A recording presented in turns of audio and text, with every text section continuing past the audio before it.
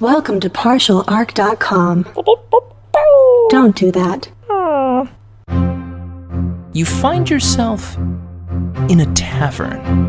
Oh, we should have checked for traps. I knew he forgot something. I think I can reason with him. You killed his father. Can I have sex with it? You could certainly try. I'm gonna touch a sword. Don't touch the sword! The child is evil, right? Obviously. I could cast Fireball. Always cast Fireball. All right, roll for it. Welcome to Friday Night Quests. I'm your host and Dungeon Master, Jay Jones. This week I'll sit down with Mike and we'll talk about the design of Season 18, our murder mystery adventure.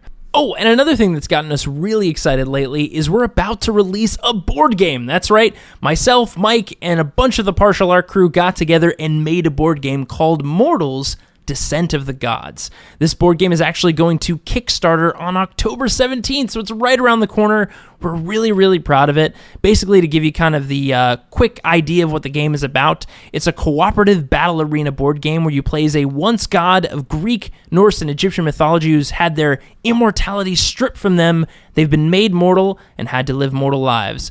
But not for too long, because they end up fighting monsters and try to defeat death and get sweet loot and cool stuff like that. So it's a really fun board game. We've been testing it for years. We're finally releasing it, and we just think it's just a whole bunch of fun. So if you guys are interested in checking it out, again, it's going to be on Kickstarter on October 17th, or you can look up some more information on our website at partialarc.com/mortals. And now, with all that out of the way, let's get to our Aftermath conversation for Season 18. Hey everybody, welcome to the Aftermath. It's me, Mike Christensen, and that's Jay Jones. Hey everybody! He pointed at me, you couldn't see it, but... That's alright. He's your Dungeon Master. He probably said that at the top of the show. In fact, we know that he did, because I say it every time. Yeah. I've said it 119 times, I think? No, because you haven't been Dungeon Master for every episode. You're right. That's very true. But pretty close. Because this is episode 119. It is. And that's neat. Yeah, it's a lot of episodes. And we're talking about Season 18, which is also a lot of seasons. Yeah, it is. I was with my family this weekend for Labor Day, and I mentioned that we were on Season 18, and my mom was baffled. Like, how have you been doing 18 seasons of a podcast? Yeah, I mean, we've done it for so long that we've already blown through our musical episode. That was really interesting. We blew through the episode where you're all Muppets. We had so many clip episodes. Yeah, man. Yeah, we're just burning out all of the choice episodes we can at this point. We almost did our body swap episode. Yeah, but then we ruined it. Yeah, it's true. That's gonna bring me to our first fan question, because this question actually came in for season 17, an interesting season in that we fought a war. For those who remember, we fought a war. A battle. And this question came in just, I think right after we recorded the Aftermath. So we didn't have a chance to include it in that one. But this question comes from Grammarphone on Twitter at Chris Preville. And the question is, any major encounters/story moments you wish had played out differently or that Jay wishes had played out as planned? I like how that was included in there. There's now an assumption that half of the adventure is always left on the cutting room floor. Well, also, even just, things that you and I, maybe both, wish had played out differently at all. Yeah, I mean, I think everything in that adventure played out fairly in line with how I hoped. I mean, I didn't expect you guys getting umber-knocked. I constantly forget that Izzy can turn into a silver dragon at will. Yeah, you do forget that every time. But still, even not just limited to season 17, sorry to cut you off, but I think generally, as far as the show has gone so far, which is why I thought the body swapping was a nice segue. Yeah, I mean, there's been obviously there's been some stuff that obviously didn't go exactly the way that I hoped it would. Specifically, probably the biggest one was definitely the body. Well, I call the body swapping season. Unless you heard our Aftermath, you wouldn't know that there was a body swapping season because it never happened. But It was the wedding season. But other than that, I would say this one went fairly, when I say this one, I mean speaking to season 17, that one went fairly according to plan. Now, I didn't expect all those bubbles to happen in the hallway and you guys to have to very early fight the villain of the season. But that's a classic movie. Oh man, you got that early interaction with the gunslinger, and then you have to part ways, and you're going to see them again. Yeah, I definitely did that on purpose, and it was good. Yeah, of course it was, and not at all frustrating for the people at the table and listening to it. The DM wasn't sitting at the table being like, you don't realize you have an entire army to fight outside. Mike Christensen, trying desperately to make Sweeney your favorite character since 2015. But yeah. Did I say favorite? I meant least favorite. But I mean, I think otherwise everything else went as smoothly. I say smoothly, but as fun as possible. I loved the how you guys handled the tactics of the battle. I was very intrigued to see how you guys would bolster the internal forces, the people that stayed in the house. I was very intrigued to see how you guys would handle the giant and how you handled that war priest, which was just real bummer for her. Yeah, savage, as I think Kelly said. She had a lot of exciting powers, never got to use any of them because she lost her mind, literally.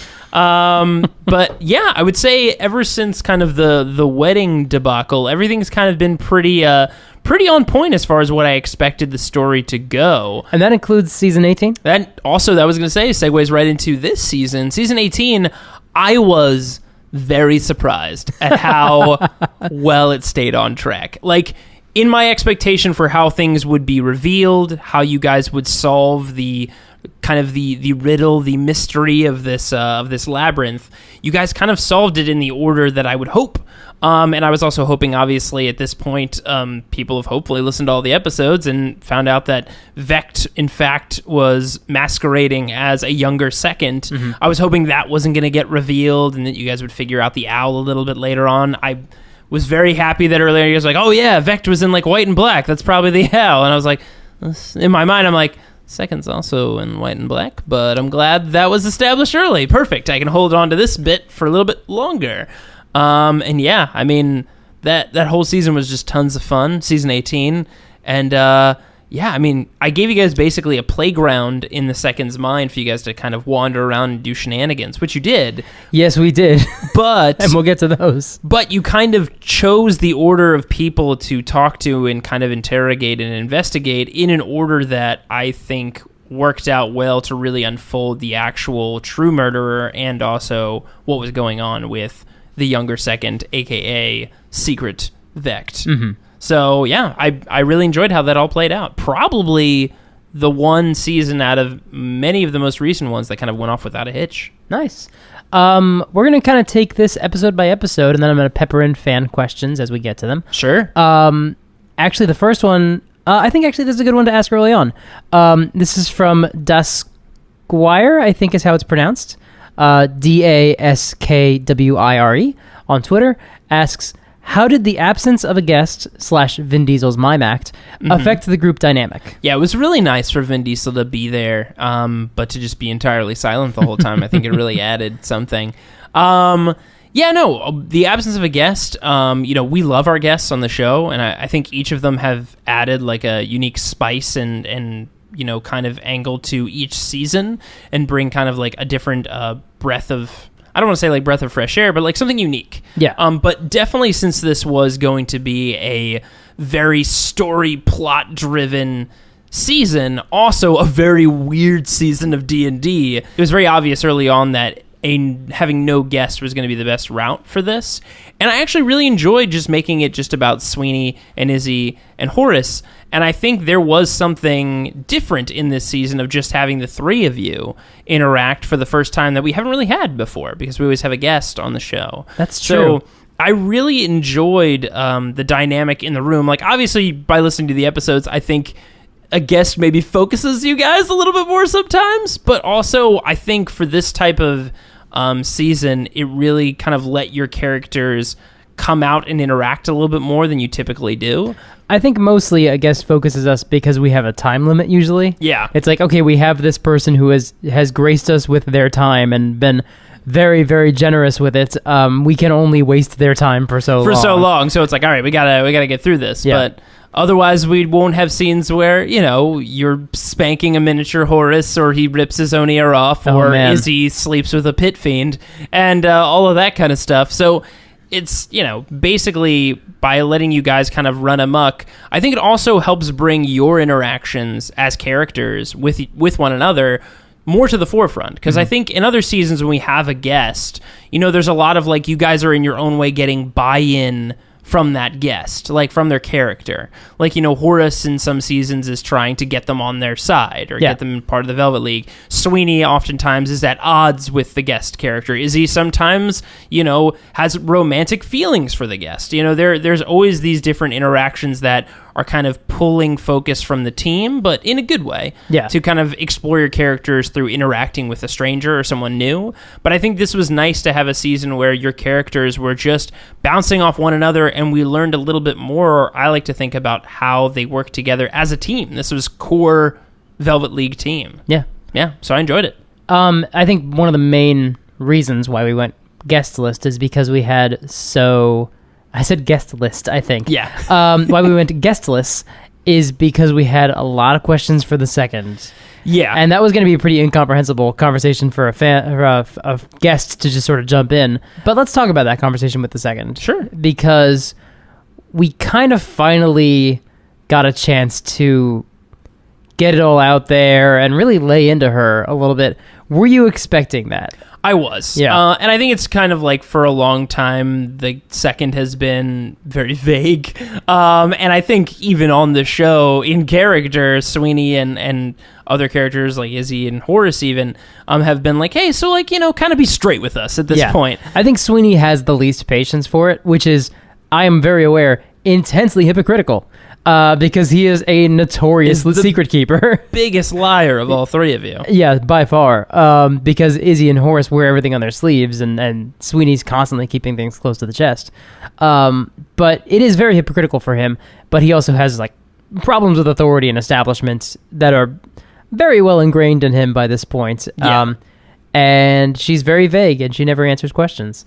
And this was interesting because she had practically no bargaining chips with which that she could, like, at this point in the story, she has fallen so far from grace that it seems like it's not a different character, but she is in such a different place that it really changes our dynamic, and it gives us latitude that we did not have in our earlier interactions with her. Because when you first met the second, I believe in season 9, you know, there was obviously a very different paradigm there. She had, you know, not only did she have all her arms, but like she also had support, and she had the organization, you know, behind her basically, and thousands of gold. Yeah, and just tons of resources at her disposal. While now, you know, she's here because in so many ways, you guys are kind of her last hope, essentially, to accomplish her mission and what she's kind of set out to do. Yeah. So yeah, you guys in so many ways have her at a disadvantage in that way, and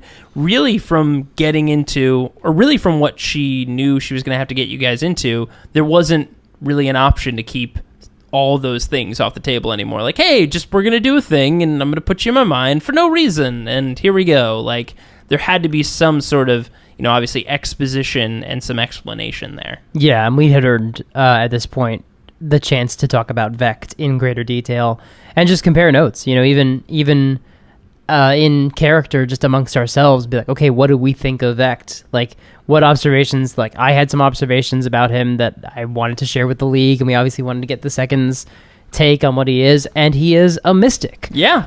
Let's talk a little bit about that, because for people who aren't as big a part of the D&D community online, you may not be aware of this, but there is a feature on the website, the official Wizards of the Coast website, where they'll publish new content every week for a while. I don't know if it still is, but they had a pretty busy summer where they were releasing lots of new content. One of those features was a new class, at least a playtest version of a new class called the Mystic, which is incorporating a lot of psionic, psychic abilities, which have been a part of previous editions. Yeah, they're not a part of classes before. They're not a part of 5e yet. They're trying to figure out how they're going to basically bring it in. The Mystic is their first attempt to do so, and you happened to assign that class to this villain. Yes.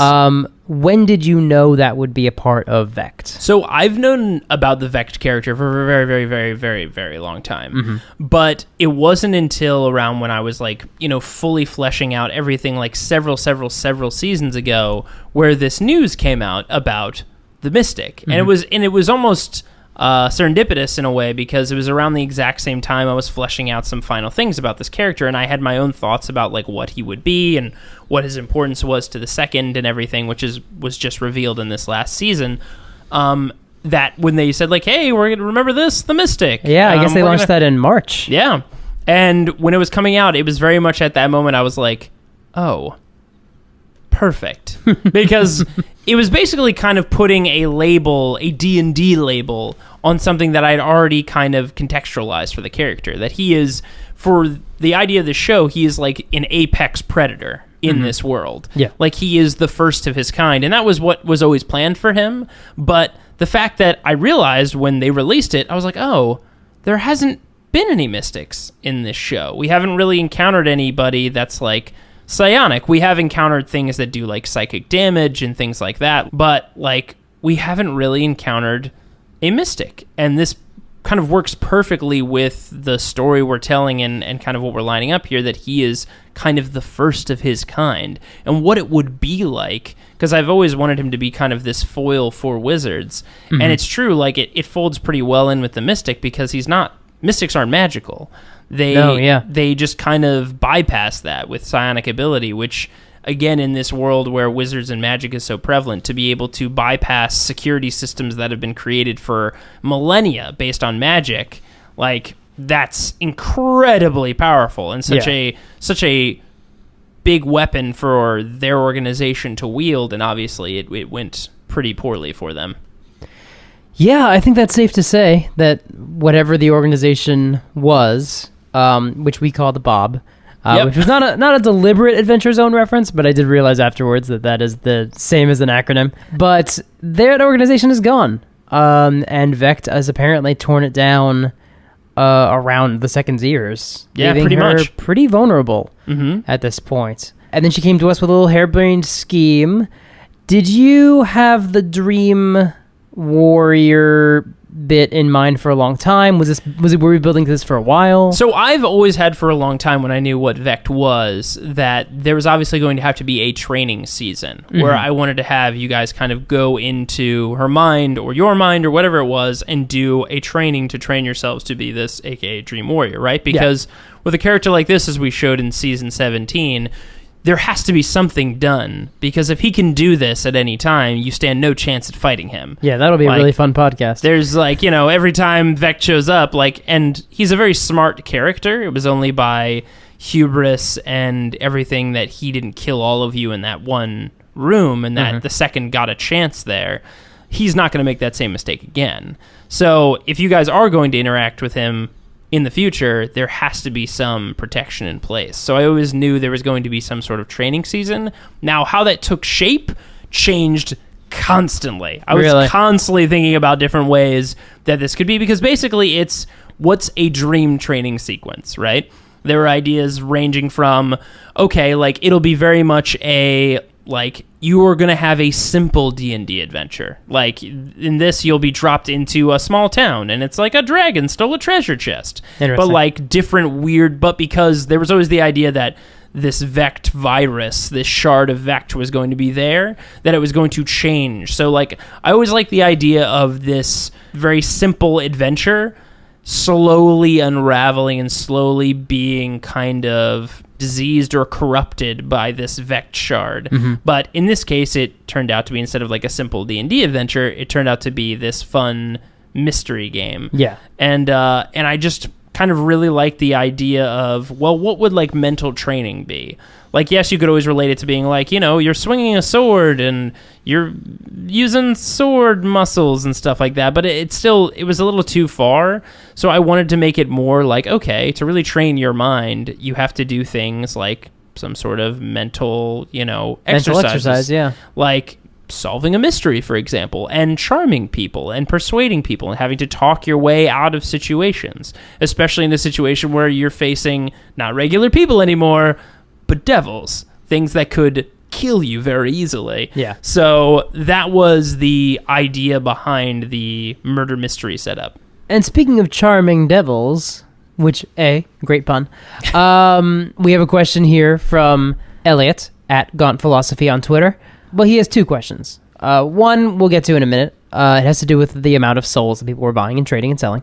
But since the Second made that world, by banging that devil, was Izzy banging the Second by proxy / extension? Absolutely. All right. Well, Sort of. I mean, in the same way that every time Sweeney bangs Jiggy Whore, I'm having sex with Jay.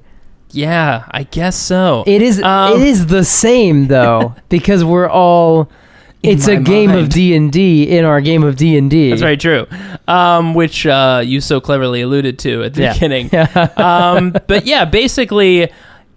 It's a, corrupted version of the Second's mind, because obviously she didn't intend for them all to be devils, but yeah, sure. I mean, that character is a version of the Second's mind, so there's a part of her in there that Izzy seemed to really gravitate towards. She has, at bare minimum, Izzy had a sex dream about the Second. Oh, absolutely. That is very literally what happened, and vice versa. Yeah, it's one of those things where it's like... I saw my friend there. He didn't look like my friend, but it was my friend. You know what I mean? It's like one of those situations where it was like, Second, you were in my dream. You didn't look like the Second, but it was you. You look like a pit fiend. It's basically that. Yeah, pretty much. Yeah. The other question that Elliot had is, what can one buy with 100 souls? Oh man, so many things. The soul economy is booming. Let's actually talk about the deals that were made prior to us arriving in that mystery. I think because we figured out who was responsible, and we got some sense of motive. I don't think we had all the details. Those 100 souls were being paid to someone. What was going on? What elements did we miss? Yeah, so there's quite a bit in the mystery, right? The idea was to flood it with a lot of information, some of them being red herring, some of them just being things that you'll just have to guess towards. But basically the idea was that these 100 souls were being paid off to a specific person that watched the murder of this gardener take place. So the 100 souls was being paid out to, the idea was that essentially this murder happened outside an establishment like a bar, and these 100 souls were being used to pay off the bartender. Essentially what happened was this, kind of sleazy, we find out as the mystery progresses, this sleazy footman, and I forget if this was actually ever revealed, I think you guys alluded to it, that the footman was stealing the 100 souls for himself. He was pocketing the revenue. After a while, it was being used to pay off this bartender who had viewed this murder to keep him silent. Yeah, but he was trying to get transferred to the other family. That's true. Which we nicknamed the Arch Trumps. Yep. So it did come out. It was known that he was siphoning off the money for himself. Yes. So he started taking the money because he knew he was going to leave, right? He was going to go elsewhere. So it didn't really matter. He could make a couple extra souls on the way there. And then the bartender stopped keeping the secret, obviously, and it got out to the valet. And the valet plotted her entry into the family and to slowly break down and overall murder this family. Starting with, of course, the footman, who I think you guys figured out that the photo that was in his trunk that had kind of this lewd picture of the lady. This was actually something, the story there was the footman was the one to tattletale on the gardener to the Lord. So basically he showed the Lord, look what I found. This is what's going down. It's a lewd sketch of your wife. Yeah, basically. And he hid that, and instead of getting rid of it, he hid it in his room, his trunk. And basically, obviously, the Lord got very frustrated. He didn't go out and commit the murder himself because, as I've kind of painted the character in the story, he's a little bit of a, I guess you would call him what would they say, a wet blanket, a little bit like he just doesn't really have the will to go do it himself, but he's angry. And the butler, being, duty bound and honorable, basically went out and took care of business for the Lord. Did maybe what he couldn't do. Whether the Lord started it and couldn't finish it, and the butler did to protect the Lord, either way, things went real bad with the gardener. Somebody witnessed it, and they had to pay him off. Yeah, that's a sad story. Yeah. And then we came in and we made just a bunch of jokes. Just a whole bunch of jokes. What was your favorite goof that we had? Because we had some shenanigans. There was a lot of goofs in that adventure. I mean, I still think the one that all of us were pretty broke for about a few minutes was definitely when Horace, young Horace, ripped his own ear off. Young Denny Snow. Was maybe one of my favorite parts of the adventure. That was pretty spectacular. It was just so baffling. And to imagine it, to be the butler and really imagine this just happening in front of you was just like, what what is going on? What do I do now? Yeah, exactly. I was going to say, where do we go from here? Because even more how so, do we proceed? Because he's a butler. Like, his entire role is about, like, shielding these, rich lords and ladies from the real world and, like, things that would even fluster them or upset them. Like, how does he explain away, oh, this little boy accidentally ripped off his own ear? Oh, no. I ripped off this boy's ear. Yeah. Like, there's so much, like, for somebody who, like, probably the biggest, frustrations other than having to murder a gardener, is like, oh boy, the dinner's slightly cold, and that's like a complete catastrophe for him. Or, oh boy, the what's the woman's name? The mother-in-law. The Duchess? The Duchess, yeah, she sure is a tool. Or was it the Countess? It was the Countess. I think it was the Countess. It was the Countess. That Izzy was the Duchess. Izzy's the Duchess. I gave myself a Lord title, and that got very confusing very quickly. That did. For me, anyway. Yeah, that was pretty sensational. Yeah. I'm not going to lie. Also, Izzy having sex with that pit fiend was rad. That was pretty great. I was pretty happy that went down. That was pretty wild. Izzy's kinkier than I think we realized. Yeah, I think we've missed all those scenes. I think we alluded to in the season that there's been a lot of this action going on outside of the main point of view, I guess. Yeah, I suppose. Yeah. And then we had the Vect of it all. Mm-hmm. Now, did Vect actually change the nature of the murder? Yes, Vect did. So there were some elements that stayed the same, but obviously it was Vect telling you the misdirect as well. Like, yes. I don't know what's going on. Yeah, Vect is the one who tells us that the mystery is different. Yeah, Vect changed just enough of it. Vect changed more of the devil aspect than really the storyline of the murder, because he can only do so much. I mean, obviously, there isn't any, like, exposition moment in the adventure, but, like, you can gather that this is a shard of Vect, that this is a piece of him, and he can only do so much here, obviously, because if he could just, like, change everything and be like, oh, the walls are spikes and you're dead, like, I need to escape now. So there's only so much he can affect because it's still the Second's mine and the Second's labyrinth. But he did enough to create real danger for all of you while he sussed out the information he needed. Right, which we don't know much about. That's true. But we do know that he at least he didn't change who the murderer was,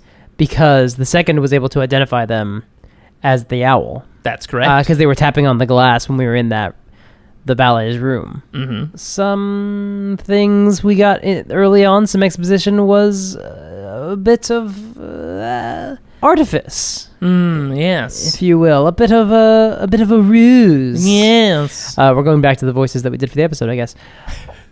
And then we fought him, and that was a very interesting fight because we had a different layout than we usually do. Yeah. And I was sitting right next to you. And as we were playing, you had a stack of pages that you were using when you were playing as this little Vect girl, spider-headed monstrosity. And I looked over and I was like, hey, that's a photocopy of the Lich from the monster manual. That's a very high-level monster. That's a lot of monster. But I assumed that this was not just That's right. a reskin of the Lich. It was not a reskin of the Lich. I was taking kind of pieces and things that I liked to kind of meld together to create this kind of Vect shard monster. And there were certain pieces from the Lich that I did borrow from. Are you willing to say which pieces came from the Lich? There were some things that I really liked about kind of the psychic effects that the Lich can do, or some of the magics the Lich can do that I borrowed for like kind of psychic attacks and kind of retooled them. Yeah, I guess a hold person. Yes. Essentially was what he was doing to us. And also I kind of borrowed from a couple other monsters, which maybe I'll reveal later on, about kind of the area effects. Like obviously like how like the rooms and things were starting to hold you and pull you and lock you in place. I was wondering, is that a layer action equivalent? That was a layer action equivalent, because basically Vect had at this point gotten enough hold on the place, on this labyrinth, that he was starting to infect it himself, other than just changing the loop that was inside of it. Interesting. Yes. I think those are all the questions I have, and those are all the fan questions that we have that are sort of relevant to the season. In terms of the future of FNQ, because we are heading towards our conflict with Vect, one assumes. We're definitely probably taking the fight to him. We have a lot of things that Sweeney still has a whole to-do list of things that he wants to do, and Second has a mission for us, and she'll at one point maybe tell us what we're doing ever. Do you see, this season didn't have any guests, do you see that being the case kind of going forward? Yeah, I think at this point, kind of going forward, we can say that you guys are going to be listening to kind of the Velvet League Prime, basically, for the remainder of the show until it reaches its conclusion. Because at this point, we're going to start getting into some really crazy stuff. I know we just had a season where somebody slept with a pit fiend and you were solving a murder mystery in someone's mind, but like, there'll be a lot of crazy stuff coming up we're kind of leading into the beginning of the finales of the show. I say finales as in like multiple seasons, because this next season isn't the last one. But we're really starting to get to a place where the show is going to be driven very heavily by the kind of current plot that you guys are in. Mm-hmm. Less of these kind of one-off kind of season adventures. And having a guest come into that is going to be asking a lot of our guests to be like, hey, here's how to play D&D. Also, Vect is this guy. This has happened to all the characters. Here's some things and Easter eggs that I might allude to that happened a long time ago that you won't know what they are, but just roll with it. So it would be pretty tricky at that point. Also, enjoy this 20th level character if you've never played the game before. Right. And also, maybe you can't be a cleric or paladin because lots of gods are dead. Yeah, there would be a lot of complications with some of those classes, and coming in as like, I want to be a wizard. Here's a billion spells. Good luck. Yeah, I think the way that we're recording the show is going to be changing a little bit because the next season is not going to be done in one. That's true. Session. It's going to be. Jay has divulged a bit of a longer season for us. We're not going to get through it in one day. So look forward to season 19 being 21 episodes. 21 episodes. You'll never reach season 20. No. Do you have, and it's okay if you don't want to answer this. Sure. But do you have an idea for how many seasons and or episodes are left in the Velvet League's story? I mean, it depends on how many shenanigan episodes we have to get through. Let's assume 3. 3? Ooh. That's lowballing. Let's assume that we will essentially lose 3 episodes to shenanigans. Accurate. Maybe low. But yeah, I can say that, plan on... I'm sorry, 3 per season. Yeah, 3 per season. I was going to say, well, hold on. I would say at this point, plan on at least 3 more seasons. I can say that. So... we'll be level 20 this coming season, in season 19. And I will say, the question is like, well, what do they do after level 20, right? Like, they're at 20, like, how will they... That's as many levels as there are in the book. I have some ideas. Level 1 rogue, level 20 wizard. Yeah. That's Sweeney. How underwhelming would that be? No multi-classing, like, oh man, I got... a D4 damage attack. That'll be that's really gonna how you guys are gonna grow. No multi-classing. I have some unique ideas on how we can still provide some leveling and growth for your characters that feels friendly to the narrative of the show. Okay. So I'm still excited to introduce that after this next season.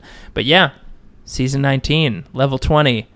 This is gonna be a lot of fun. Are you excited for all the crazy things we'll be able to do? Oh, yeah. Enjoy your story. I've lived through cloud people. I've lived through... That one scarred you. Yeah. Oh, it's still with me forever. That was a real... Honestly, like, that was us at level 12, and level 12 is really, like... where it starts to get off the rails. Like, where we can really just take that story away from you at any point. The thing is, though, now you guys are entering a realm where the monsters can do all that BS as well. That's where they're true. just like, oh, yeah, you turn into clouds? I trapped you in a hell dimension while you're a cloud, so enjoy flying around there. See you almost later. You almost did that to us in the first season. Yeah, it's true. Yeah, I've got a mean streak when I come to overpowering my villains. But you guys keep surviving. Well, not you, but everyone else, the ones that have resurrection, seem to keep making it out alive. So I have to try a little bit harder, I guess. And our fighters only ever gone unconscious twice. Yeah, and twice. Once because of a sleep spell from me. That's true. And the other from just a bunch of skeleton minotaurs. Yeah, they were a real problem. Yeah, they were. That fight got really out of hand. And he's gotten very low both the seasons I died, which I take some solace in. Yeah. Like, right? hey, if the wizard doesn't make it out and the fighter barely makes it out, That's a pretty hard fight. And I mean, Izzy, who I think has probably been the least damaged out of everyone on the show, got pretty low in the season when the Devils sieged the Kemp Estates. So that's true. The other Christmas adventure, or Bahamutmas, sorry, the Bahamutmas adventure, which again, I feel like it reminds me of some sort of famous old tale. Home Alone 2, Home Lost Alone. in New York. Yep. Just like Home Alone 2. All those devils showed up. Yeah. That's all I got. Yeah, I mean, really, if I can end every aftermath to alluding to Home Alone 2, Lost in New York, I think we've answered everything we need to answer. Hey, are you ready for me to say something that's going to provoke a bunch of people to tweet at me? Okay, sure. I've never seen a Home Alone movie. Wow. All right, bye, everybody. Goodbye. Thanks for listening to this week's episode. The Velvet League will return next week for the first episode of Season 19. Oh, and as I mentioned at the top of the episode, please check out our board game Mortals, which comes to Kickstarter on October 17th. We're super proud of it. It's got, like, monsters and powers and magic and dope items and just things that just make us all real happy. So please check it out. Photos and character art can be found in the show notes on partialart.com. And while you're there, why not check out some of our other podcasts, including Roll to Seas, where myself and Andrew Dickinger discuss the absolute madness of Warhammer 40k. If you have any questions about the show, you can email us at FridayNightQuests@gmail.com. You can also follow us on Twitter, Instagram, Facebook, and Tumblr, all under the handle Partial Arc. Thanks for listening, and we'll see you on the battlefield. Yeah, I'm going to loot the body. So, how much experience do we get? Well, now we have a skeleton army, so that's pretty neat.